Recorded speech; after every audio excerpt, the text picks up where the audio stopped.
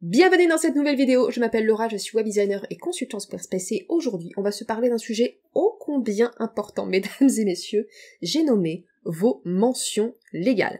Alors, il faut savoir un truc, bon déjà, une personne sur deux que je reçois en entretien, que ce soit pour la consultation, du rendez-vous découvert, pour la création de site, etc. Une personne sur deux, son site n'est pas en conformité juridique. Déjà, alors vous allez me dire, bah c'est bien, mais en fait, pourquoi, à quoi ça sert, des mentions légales, etc. Les mentions légales, c'est un petit peu comme la carte d'identité de votre site. Donc c'est là où on va retrouver des infos indispensables du style qui vous êtes, ce que vous faites, c'est quoi votre numéro de tirette, bref, en fait, c'est l'assurance que vous êtes une vraie personne, que vous existez et que vous êtes là de façon sérieuse, hein, d'accord. Donc tout site, et je dis bien tout site, même non professionnel, doit avoir des mentions légales. Si on n'a pas de mention légale, qu'est-ce qui se passe? Ben vous êtes passible de poursuite et surtout d'une jolie amende de 75 000 €. Ça fait plaisir. Ça fait plaisir. Je sais pas pour vous, mais moi j'ai pas 75 000 € à donner à l'État français là comme ça tout de suite. Donc ce qu'on va faire, c'est qu'on va prendre 15 minutes de notre vie, allez, 20, parce qu'on va vraiment faire, on va dire l'ensemble des démarches, d'accord? Ensemble, de A à Z, parce que je ne veux plus voir un seul site sans mention légale à partir de maintenant. C'est interdit. Donc, on va partir de ce projet portfolio. On le voit hein, ici dans nos pages à gauche, on n'a pas encore nos mentions légales.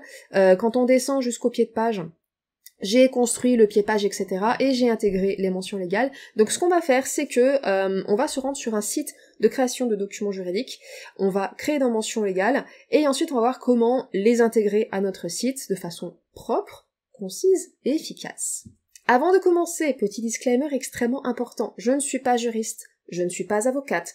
Tous les conseils que je vais partager dans cette vidéo ne valent pas conseil juridique. D'accord? Je ne serai pas tenue responsable de ce que vous mettez sur votre site. De manière générale, les designers, on n'est pas responsable de ce que vous mettez sur votre site. Le responsable, c'est vous. Ok?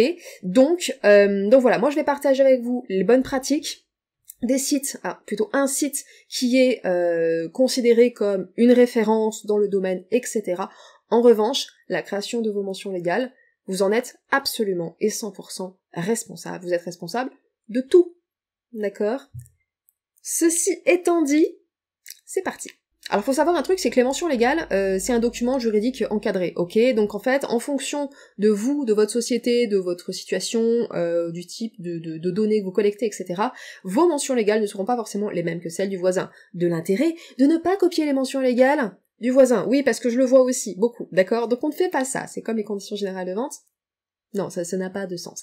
Donc, on a plusieurs sites pertinents et sérieux qui le font. Moi, mon préféré, c'est Rocket Lawyer. Pourquoi? Parce que c'est simple, c'est rapide, c'est efficace, et surtout, vous pouvez créer des mentions légales de façon gratuite avec un nouveau compte, et vous faites ça durant votre période d'essai de 7 jours. Emballer c'est peser, et vous n'avez pas forcément besoin de payer pour vos mentions légales. On précise que Rocket Lawyer, c'est un site de modèles juridiques, ok, donc il y a beaucoup de choses, donc typiquement, voilà, attestation de vie commune, promesse d'embauche, voilà, des bails, quittances de loyer, vraiment, ils font plein de choses différentes, et ils font aussi tout ce qui est mention légale.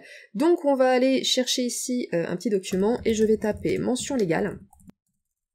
On voit d'ailleurs aussi qu'on a tout ce qui est CGV, etc. Alors pour les CGV, petit conseil quand même, essayez de passer par un juriste, un avocat, ou alors passer par un template vraiment spécifique à votre métier, à vos produits, ou à votre industrie. Il y a une énorme bestiole qui est rentrée. C'est pas grave, on va l'ignorer. Donc on descend un petit peu et on a typiquement ici, ok, création de site internet, les obligations légales, donc ça c'est un article. Et ici on a mention légale et politique de confidentialité. Alors on va dire, bah c'est quoi la différence? Vous pouvez avoir 2 pages pour 2 documents, mention légale, politique de confidentialité, ou vous pouvez avoir un seul document, une seule page. Concrètement, on s'en fiche tant que les informations sont affichées quelque part sur votre site. Donc les mentions légales, c'est ce que je vous disais tout à l'heure, c'est vraiment tout ce qui est votre carte d'identité. Vos mentions légales, elles peuvent faire 10 lignes, hein. C'est pas, voilà, votre nom, numéro de SIRET, l'adresse à laquelle on peut vous contacter, votre adresse email, ce genre de choses. Et politique de confidentialité, ça va être tout ce qui est gestion des cookies, liens externes, voilà, c'est surtout ça. Données collectées aussi, si par exemple vous avez des formulaires de contact sur votre site, ce genre de choses. Voilà, qu'est-ce que vous en faites, comment, pourquoi, etc. Ça fait partie de la politique de confidentialité. Donc je vais cliquer sur mention légale et politique de confidentialité. Et il me donne quelques infos, je vous laisserai lire. Il nous redit ici, 75 000 € d'amende, ça fait plaisir, évidemment. Donc, on va cliquer sur créer un document. Il va lancer le démarrage. Alors, on va repartir de notre exemple ici, ici, la Bastide, d'accord? Donc on va faire semblant qu'on a une magnifique maison d'hôte dans le sud de la France, sublime. Voilà, mon rêve. Donc le nom de votre site internet, c'est quoi? Là, en l'occurrence, c'est la Bastide, d'accord? La Bastide, mais je vais prendre parallèle mon propre exemple. Typiquement, le nom de mon site, ce serait 16 bits. Ok, donc voilà, donc vous adaptez en fonction de. Je clique sur continuer. Quel est le statut de votre entreprise?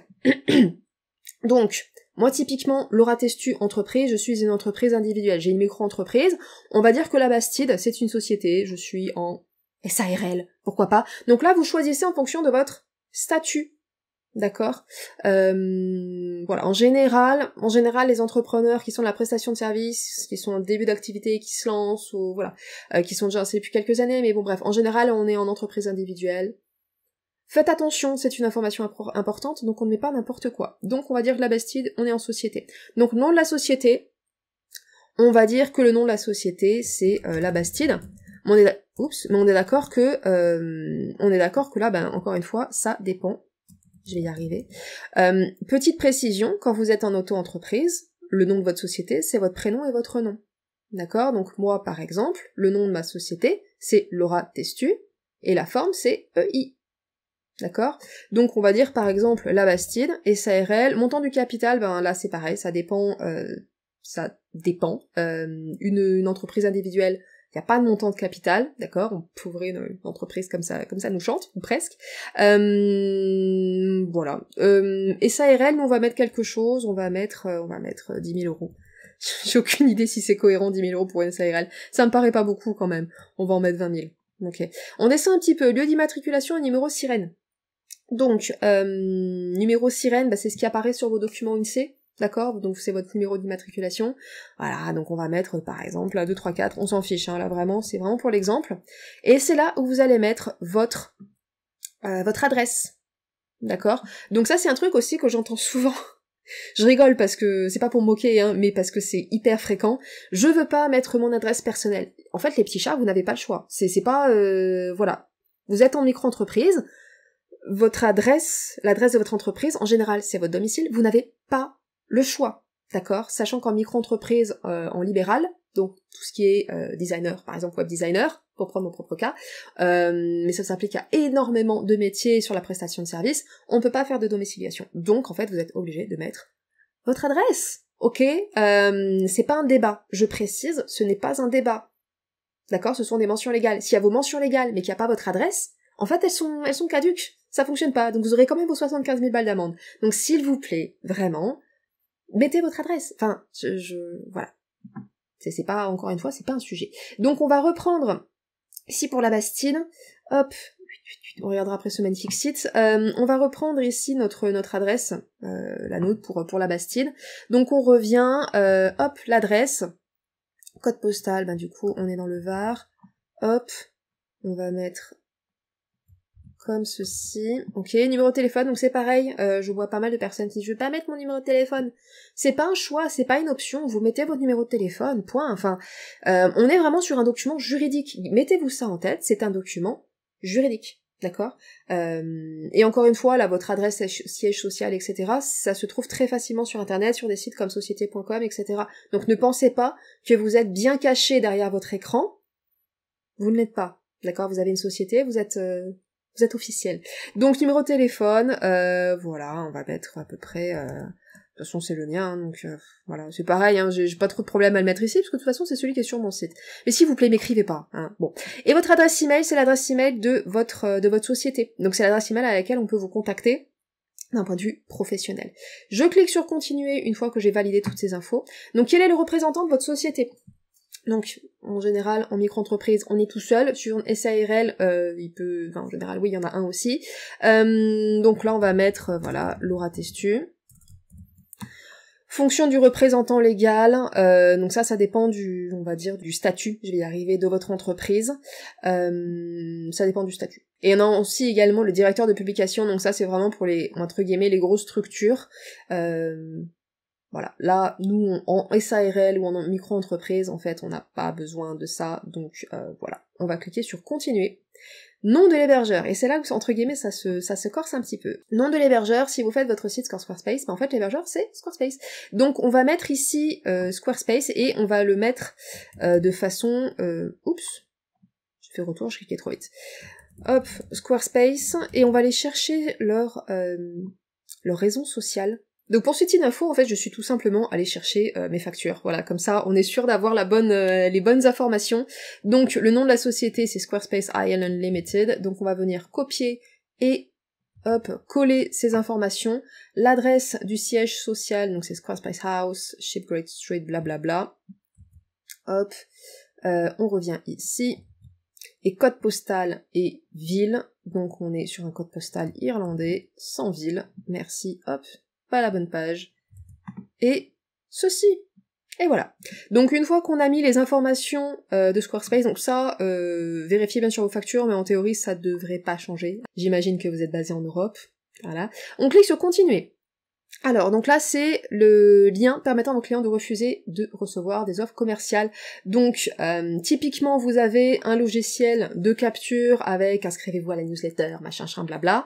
En général, si vous faites les choses bien, on a le lien de désinscription dans les emails, ok, mais dans nos mentions légales, on veut aussi remettre le lien, l'adresse email à laquelle vous contactez si besoin. Donc, bah moi, en fait, c'est à nouveau mon adresse professionnelle, hein, voilà, donc hop, on met notre adresse pro, continue. Alors, et c'est là où, encore une fois, ça se corse un petit peu. Quels cookies utilisez-vous sur votre site internet ? Cookies Google, cookies Facebook, cookies Twitter, autres cookies utilisés. Si vous avez activé les cookies sur votre site internet Squarespace, ce que je vous conseille fortement, là déjà, on est sur des cookies Squarespace. Donc on va cocher autres cookies utilisés et on va vouloir les décrire, d'accord ? Donc on pourrait, voilà, effectivement il faut être bref et concis, donc on pourrait en fait remettre le petit laïus officiel de Squarespace, ça fonctionne, donc on pourrait mettre cookies Squarespace, et vous allez pouvoir retrouver cette info. On va aller chercher ici, sur ce site-là, sur les cookies, je les avais pas encore paramétrés sur ce site. Ok, activer les cookies, et quand on descend un petit peu, personnaliser, hop, il faut d'abord enregistrer. Ok, personnalisé. On a ici le petit laïus, on va dire, officiel de Squarespace. Donc en fait, on pourrait dire, voilà, nous utilisons nos cookies pour vous permettre, pour fournir une expérience améliorée, optimiser le bon fonctionnement de votre site web. J'ai déjà fait une vidéo sur les cookies, sur le paramétrage des cookies. J'en remets une petite couche, je vais remettre le lien par ici, par là. On est bien sur acceptation et refus en France et en Europe, d'accord ? Loi française et européenne. Donc, une fois qu'on a récupéré nos infos, on les colle. Voilà, voilà. Donc ça, ce sont les cookies Squarespace de base sur votre site. Et si vous avez installé tout ce qui est console Google, Google Analytics, etc. Donc c'est pareil, la console Google, super important. Je vous remettrai le lien aussi quelque part sur l'écran et en description. On va vouloir venir cocher cookies Google, d'accord ? Et là, ils sont sympas. On aura le laïus officiel, sans avoir besoin de mettre quoi que ce soit. Si vous utilisez tout ce qui est pixel, machin, vous allez cocher cookies Facebook, d'accord ? Et voilà. Et on va cliquer sur continuer. Autorisez-vous les utilisateurs à créer des liens hypertextes vers votre site, donc en général, on veut mettre oui. C'est intéressant pour le SEO, d'accord ? Plus vous avez de liens qui pointent vers votre site, mieux c'est. On est d'accord qu'il faut que les liens soient de qualité, d'accord ? Voilà. Mais il faut le spécifier aussi dans vos mentions légales si oui ou non vous l'acceptez, parce que typiquement, si vous avez un annuaire, je sais pas moi, de trucs porno qui fait des liens vers votre site, rigolez pas, ça peut arriver. Vous pouvez vous retourner si vous avez mis non, par exemple, d'accord ? Donc on clique sur continuer. Et là, avez-vous un délégué à la protection des données ? Donc le délégué à la protection de données, en fait, c'est qui, c'est quoi? C'est quelqu'un qui va intervenir pour s'assurer que, ben déjà, on traite tout ce qui est données personnelles, donc nom, prénom, numéro de téléphone, adresse email, ce genre de choses, dans un document, dans un système qui est cadré, qui est légal, etc. Et que ces informations ne serviront pas à autre chose que ce pourquoi elles ont été collectées. Donc typiquement, un visiteur utilise un formulaire de contact pour prendre contact avec vous, pour voilà. Son nom, son prénom, son adresse mail, son numéro de téléphone, ce sont des données personnelles et vous devez être en mesure de montrer en tant que micro-entreprise que vous tenez un registre, voilà, dans lequel vous collectez ces données et que c'est sécurisé, etc. Donc le délégué à la protection des données, il n'est pas obligatoire quand on est en micro-entreprise, il est obligatoire pour tout ce qui est organisme de santé, il est obligatoire pour tout ce qui est grand groupe, où il va y avoir de la gestion de données à grande échelle, en fait. Donc, en général, quand les petites entreprises ou les micro-entrepreneurs, etc., on n'est pas sur ce qu'on appelle de la grande échelle. En revanche, ça ne nous dispense pas de traiter cette donnée de façon sérieuse, cadré, etc. Donc là, pour répondre à notre question, avez-vous un délégué à la protection des données? Bah typiquement, moi, non, clairement pas, et on va dire que la Bastide non plus, parce qu'on traite pas 40 tonnes de données au mois, donc on va partir sur non, ne mentez pas hein, sur cette question-là, ça c'est pas le but, hein. Donc on va cliquer sur continuer.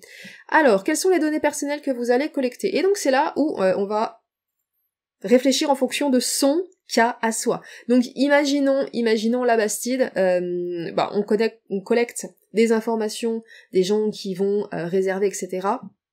Par exemple directement sur le site. Donc on pourrait dire nom, prénom, adresse mail, numéro de téléphone en général c'est important.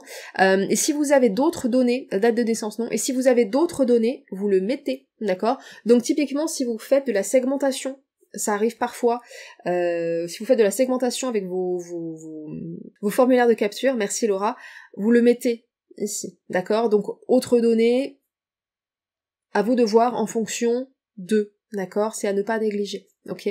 Donc, on va s'arrêter là par rapport à la Bastide, et on va cliquer sur continuer. Proposez-vous un paiement en ligne par carte de crédit sur votre site. Alors, là, ça va être tout ce qui est effectivement... en général, la prestation de service, on n'achète pas directement sur le site, d'accord? On va passer par soit par du virement, soit par des outils comme GoCardless ou Stripe, ce genre de choses. Donc typiquement, moi, Laura Testu, la réponse est non. Je ne propose pas de paiement en ligne par carte de crédit sur mon site, d'accord? Je ne fais pas des e-commerce et je ne fais pas de paiement sur mon nom de domaine.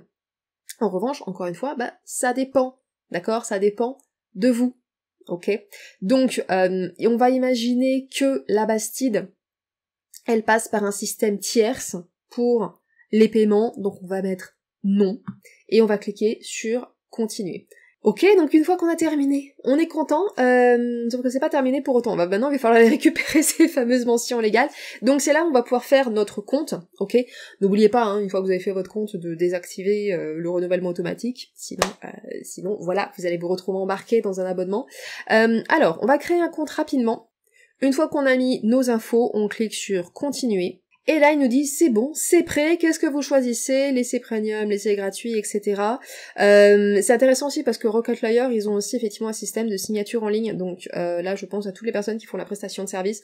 Ça peut être intéressant. Moi, je l'ai pas testé, moi j'utilise un autre outil, j'utilise YouSign, qui est très très chouette, mais voilà, ça peut être intéressant. Voilà, on a dispo une équipe de juristes, une équipe d'avocats, c'est cool. Nous, on va partir sur l'essai gratuit, parce que voilà, ils nous demandent nos informations bancaires. Évidemment que j'allais pas vous mettre mes informations bancaires, sauf si vous voulez m'envoyer des cadeaux, il n'y a pas de souci. Donc on va commencer l'essai gratuit, et c'est parti. Ok, parfait, merci pour votre achat, on peut accéder aux documents. Parfait. Alors, donc, on a bien nos documents créés, etc. Donc on peut jeter un petit coup d'œil pour vérifier. Là on se rend compte que j'ai fait une erreur, j'ai mis un... Ou alors c'est leur template? Non, c'est leur template, c'est pas grave, vous pourrez le corriger. Donc, on a nos mentions légales, ok, et il nous voit d'ailleurs que, ici, il a considéré qu'il y a une information manquante, il y a un trou D'accord? Donc c'est le moment-là où vous allez pouvoir vérifier vos mentions légales, vérifier que toutes les informations sont correctes. Voilà, moi ça me semble très très bien, et on voit qu'effectivement en termes de contenu, on retrouve tout ce dont on a parlé, donc mention légale, la carte d'identité, accès au site, vous engagez à ne pas utiliser le site, machin, à des fins commerciales, blabla, contenu du site, donc ça c'est important, hein, pour tout ce qui est, c'est pas contractuel, vous pouvez pas reproduire le contenu, blablabla, gestion du site, donc c'est pour dire que oui, on peut interrompre le site quand on veut pour faire des mises à jour, encore heureux, mais ça fait partie des mentions légales, et responsabilité, donc voilà, s'il y a un souci, une panne, machin sur le site, on n'est pas responsable de la qualité de la connexion des personnes. Ça paraît fou de devoir le mettre dans des mentions légales, je suis la première à le penser, mais bon, voilà, ça fait partie des documents juridiques. Et puis, on a effectivement tout ce qui est article 7, collecte et protection des données, avec les fameuses données personnelles qui sont collectées, donc très important, droit d'accès, rectification, on peut nous écrire à telle adresse, ici, pour exercer le droit de rétractation, utilisation des données, politique de conservation des données, voilà, offre commerciale, cookies, on a du coup les cookies Google, les cookies Squarespace, donc là c'est pareil, ça c'est quelque chose, tout ce qui est cookies Google, que vous pourrez supprimer éventuellement, tout ce qui est vraiment très spécifique, Google Tag Manager, Google Dynamic Route Marketing, blablabla, ça c'est vraiment ultra spécifique, si vous l'avez pas sur votre site, vous les enlevez en fait, tout simplement. Voilà, en général on va mettre Google Analytics, Google AdSense si vous faites de la publicité sur votre site, encore une fois Tag Manager, c'est vraiment très très spécifique. Et puis, voilà, on est bien, donc on va cliquer sur Action, autre option, et on va cliquer sur Exporter le document. Et on va prendre un format Word, j'ai pas Word sur mon ordi, mais c'est pas très grave. Ok, super, donc on les a là. Alors, moi ce que je vous invite quand même à faire, avant de les intégrer sur votre site, encore une fois, c'est de régler les micro-soucis, moi il y a juste un truc, voilà. Typiquement ici, en sa qualité de pourrait mettre par exemple directrice générale. Là, encore une fois, ça dépend vraiment en fait de votre fonction, de votre poste. Voilà. Vous pouvez même l'enlever en fait, si vous êtes en micro, je précise. Et ensuite, j'avais rien vu de spécial.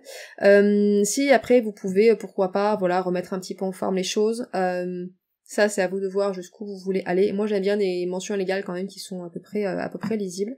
Ça, on peut l'enlever. Hop. Voilà. Vos mentions légales, là, moi, je vous conseille de les garder dans un coin. Donc, ça peut être votre Google Drive, par exemple. Voilà, mais moi je vous conseille de ne pas les avoir uniquement sur votre site, parce que le jour où vous voulez faire des modifications, c'est quand même plus simple d'avoir un document, on va dire, qui centralise tout ça, d'accord? Donc on va le garder là pour le moment, et on va les intégrer sur notre site. Donc on revient sur notre site de la Bastide, et encore une fois, en fait, là dans nos pages, on n'a pas encore créé la page des mentions légales, on l'a vu tout à l'heure. Hop là, on l'a bien ici dans le pied de page, mais on n'a pas encore créé de lien, on va dire, actif vers cette page qui n'existe pas.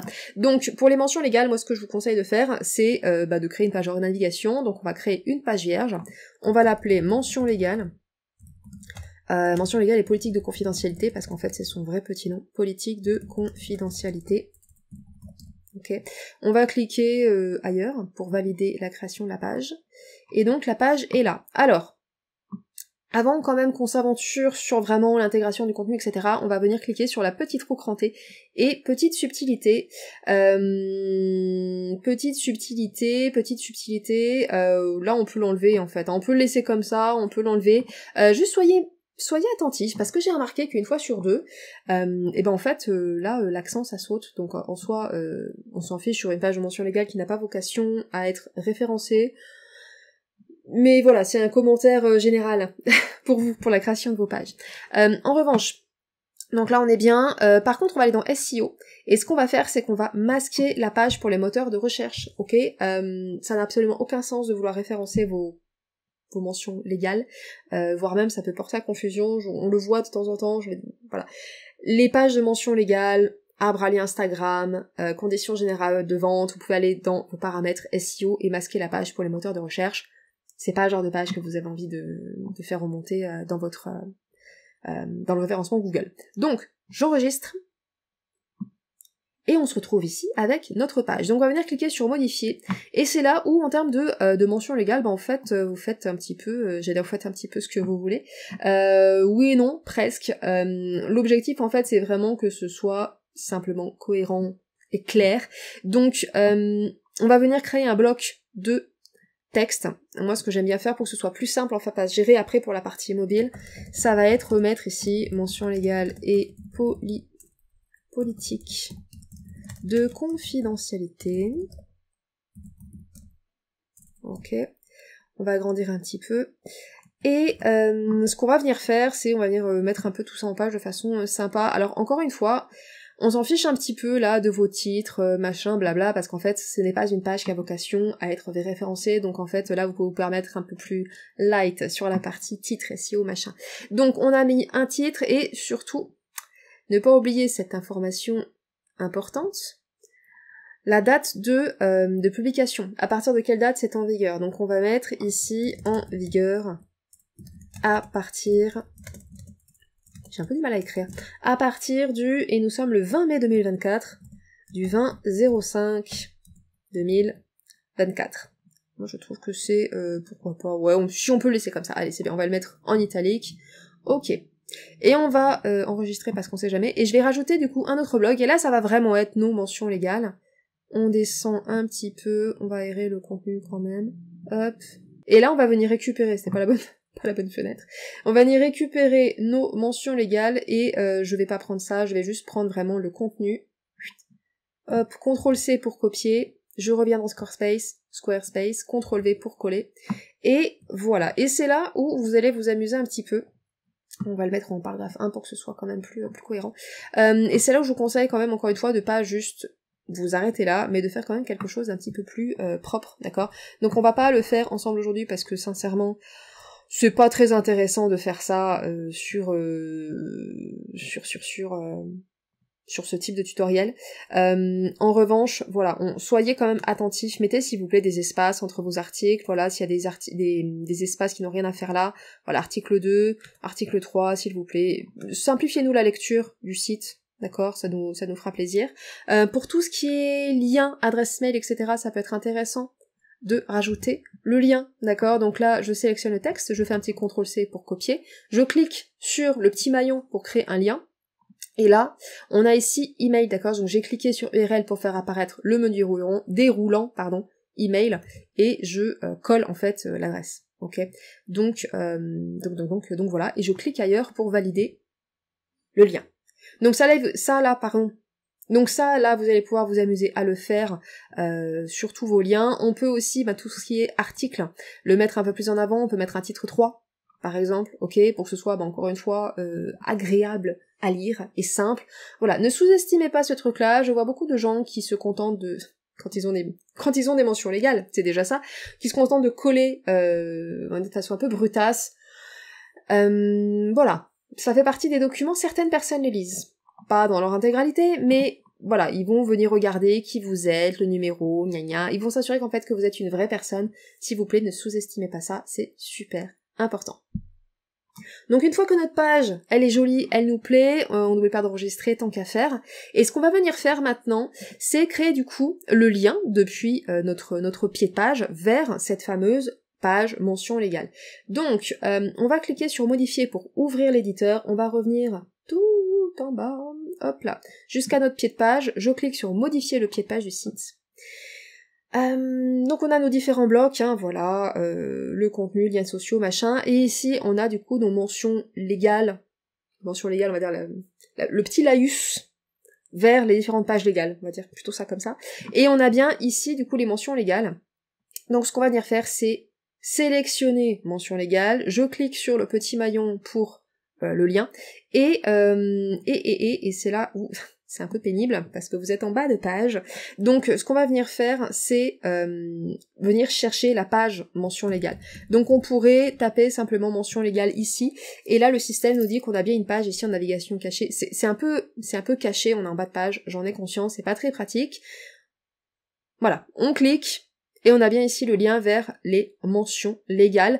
Là, on est dans la navigation, on va dire sur notre site, sur notre propre site, donc de manière générale, on veut pas ouvrir le lien dans un nouvel onglet. Maintenant, là, on est sur des mentions légales, tout ce qui est mentions légales, conditions générales de vente. Ne vous tirez pas une balle dans le pied, d'accord? Moi, j'ai tendance à dire, ok, on va voir le lien dans un nouvel onglet pour ne pas perdre les personnes, d'accord? Par mesure de sécurité. Donc, on valide ceci. Voilà. Par rapport à la façon dont le design a été fait sur le site, etc., le lien apparaît en orange, ok? Alors, moi, ça me convient entre guillemets par rapport au design du site. En revanche, là, à cet endroit-là, ça ne me convient pas. Moi, je voudrais que ce soit en blanc. Donc ça, vous pouvez le modifier si vous êtes comme moi et vous dites non, je veux que pour le pied de page, on ait des couleurs spécifiques. On reprend ici le lien. On clique sur la petite pastille de couleur, et ici, au niveau de la couleur, au lieu d'avoir le orange, on va cliquer du coup sur notre beige de marque, et est-ce que c'est... Oui, ça a dû être un peu étrange dans le retour caméra. Je voulais m'assurer simplement que c'était la bonne couleur. C'est la bonne couleur. Donc une fois qu'on a intégré notre lien, on clique sur enregistrer, on quitte, et maintenant, lorsqu'on se promène sur notre site, on se promène, on regarde, c'est joli, les espaces, c'est très beau, voilà, les chambres d'hôtes, c'est magnifique, on descend un petit peu, pied de page, mention légale, je clique, et du coup, je suis bien renvoyée vers ma page des mentions légales. Magnifique, je suis en conformité juridique, ça se fête. Et on va s'arrêter ici pour cette vidéo, je pense qu'elle sera bien plus longue que la plupart des vidéos sur cette chaîne, mais c'était important qu'on en parle encore une fois à partir du 20 mai 2024. Je ne veux plus voir un seul site sans mention légale, c'est interdit, d'accord? Donc on prend 20 minutes de sa vie, on fait ses mentions légales, on s'évite 75 000 € d'amende. Voilà, si vous le faites pas pour vos visiteurs, faites-le au moins pour vous. Si vous avez aimé le tutoriel, likez, abonnez-vous, je publie du contenu autour de la création de Squarespace toutes les 2 semaines, hein, on est sur un bon petit rythme, et je vous invite à récupérer, avant de partir, votre guide offert, les 5 codes CSS que je copie-colle sur tous les sites de mes clients. C'est cadeau, c'est offert, c'est pour vous. Le lien est dans la description, et on s'arrête là, et je vous dis à bientôt dans une nouvelle vidéo. Bye bye.